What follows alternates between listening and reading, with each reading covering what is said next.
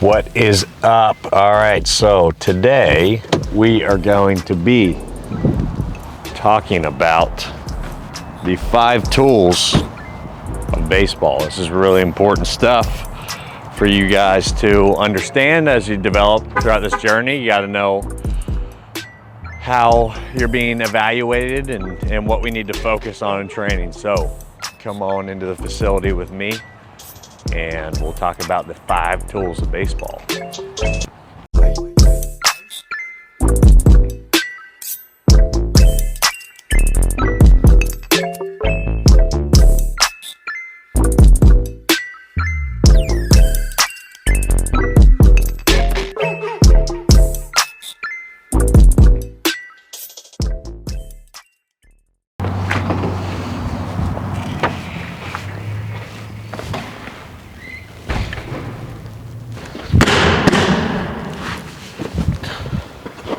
All right, so the 5 tools of baseball, here they are. Running speed, arm strength, hitting for power, hitting for average, and defensive ability. These 5 tools are what baseball players are going to be graded on and evaluated on. Now, you've probably heard the term 5-tool player. That means that that particular player is elite in all those 5 tools. They play defense elite, they have great arm strength, they're quick on their feet, they hit for power, and they hit for average. Now, everybody wants to be a 5-tool player. Very, very few players are 5 tools. Your goal as a player should be to be elite in as many tools as possible. The guys that are 5-tool players have a ton of God-given ability that allow them to run fast, throw hard, hit the ball hard. They're very skilled defensively, and then they hit for a lot of juice, and they can put the ball in play a lot and hit for average as well. So let's start from the top here and go over exactly how you're graded on these particular tools, because that's really important, because we need to know how we're evaluated first before we can start developing and training these particular tools. So let's go running speed first. How you're evaluated on running speed: 60-yard dash and home to first times. Okay, when you go to a showcase, a tryout, you're typically almost always going to run a 60-yard dash. But in game, every scout, every evaluator, every coach that's watching you is going to have a stopwatch on you, and they're going to measure your home to first time. In my opinion, that home to first time tells a lot more about a baseball speed than a 60 does, but you hear a lot about 60-yard dashes, and they're used a lot for evaluating that running speed tool. So when on a home to first, the clock starts at contact of the baseball when you're at the plate. When you hit the ball, the clock starts. When you hit first base, it stops. So the major league average is right around 4.4. Now, that's not an elite runner. An elite runner for a right-handed hitter is going to be 4.2 and below. And a left-handed hitter, an elite runner, is going to be 4.0 or below that as well. So there's very few guys that are elite runners at the big league level. And a lot of those guys get to the big leagues because they run so well. And then they have other tools that play on top of that. Okay, number 2, defensive ability. Defensive ability has a lot to do with skill. I think that's really important to understand, because skill can be developed. There's certainly God-given talent that's going to impact your ability to be an elite level defender, but skills are something that we can develop and we can work on. So if you're a shortstop, just your ability to make plays, get runners out. If you're an outfielder, your ability to run down balls, get behind balls, make good throws, and steal outs or steal hits from that other team. Your arm strength is also something that is a lot of unteachable there, as far as you just have the ability to throw the ball hard. But again, I'm sure you see on Twitter and YouTube and everything else that arm strength tool can be developed as well. We got to make sure we're developing that smartly, meaning, is that even a word, smartly? Well, it is now. But there are ways to develop arm strength that aren't healthy, that aren't going to be good for longevity as far as being able to, from the time you're 14 and staying healthy throughout your entire career. So we got to make sure we're doing that smart. A lot of that's developed in the weight room. Certainly mechanics are involved there. But we need to develop that as well. For infielders or outfielders, that's going to be evaluated with a radar gun as you're throwing across the infield or throwing from the outfield. You know, at the highest level, an elite arm strength is 95 miles per hour and up.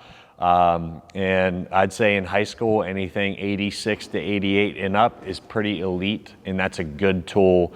We can check that off if that's where your arm strength is, for a tool that is valuable to you and valuable to your team.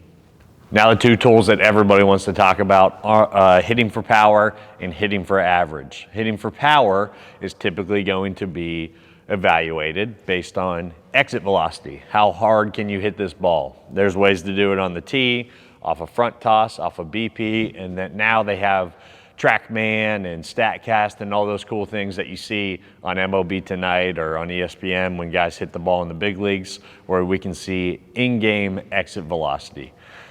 At the high school level, elite level exit velocity, 95 plus.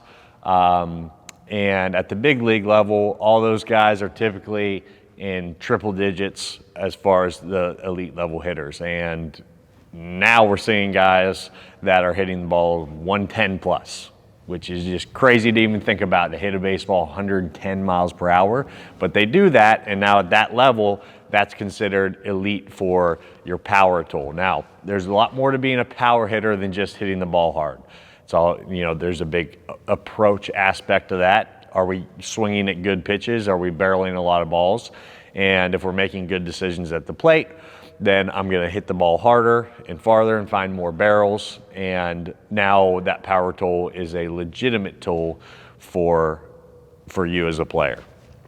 One thing to note about power hitting, and whether or not that power tool is a legitimate tool for you or not, is our ability to hit for power to all fields. I just had this conversation with a player I was working with the other day, and what we were talking about, he has legitimate pop. He's a freshman in high school, and he can bomb balls out of the park, pull side, easy.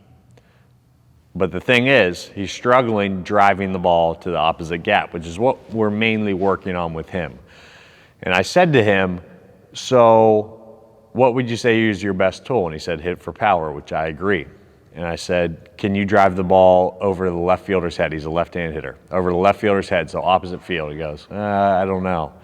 I said, okay, so your best tool's power hitter. Hitting for power. You can hit for power to the pull side. What happens when those pitchers figure out that you can't drive the ball to the opposite field? Where are they going to pitch you? Away. So if your best tool is a power hitter and the pitchers can now pitch around your power, are you a power hitter anymore? He said, I guess probably not. Exactly. So if that power tool is going to be a legitimate tool for you, we got to be able to hit for power to all fields. So depending on what kind of player you are, if that power tool is your ticket to the next level, then we got to make sure that we're able to hit with power to all fields. And typically that's going to be learning to drive the ball to the opposite field gap and hit it, be able to burn an outfielder in opposite field. So that's that for power hitting. And then hitting for average, that is going to be evaluated on bat speed's important in that, but your strikeout percentage is going to be really big for hitting for average, and so is your batting average, obviously. If we barrel more baseballs and we hit more line drives, our batting average is going to be higher. As a coach, I don't like putting a big emphasis on batting average because there's a lot of that you cannot control. We can do everything perfect, drill a line drive to center field, and the center fielder comes in and makes a good play. You did everything right, but you still got out, and your batting average went down. So we don't want to necessarily put emphasis on your batting average. But strikeout percentage is huge for me.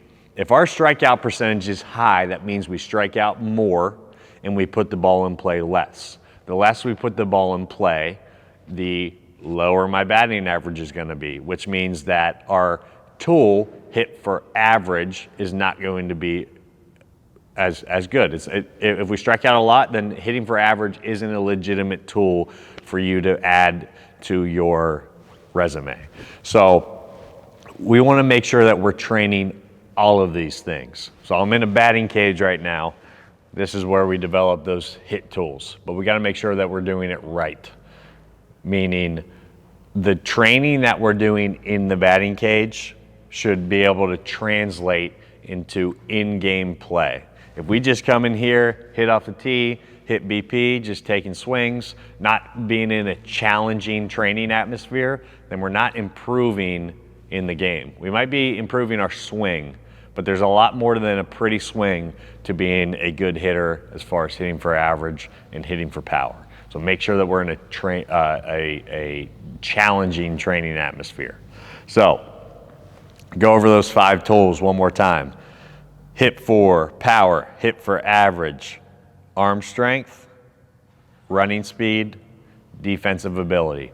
Those 5 tools are what you're being evaluated on. So make sure we're training those 5 tools, and we're trying to add as many of those tools to our quiver, to our resume as possible, so that you are projected as a high-level player when you are being recruited, when you're being scouted, and professional scouts are trying to figure out how much money they want to give you, and college coaches are figuring out if they want you on their team and whether or not they're going to give you a scholarship. So train those 5 tools and make sure we're training them to translate into in-game play. That means we're in a challenging atmosphere and we're focusing on the right kind of things to develop those in-game tools.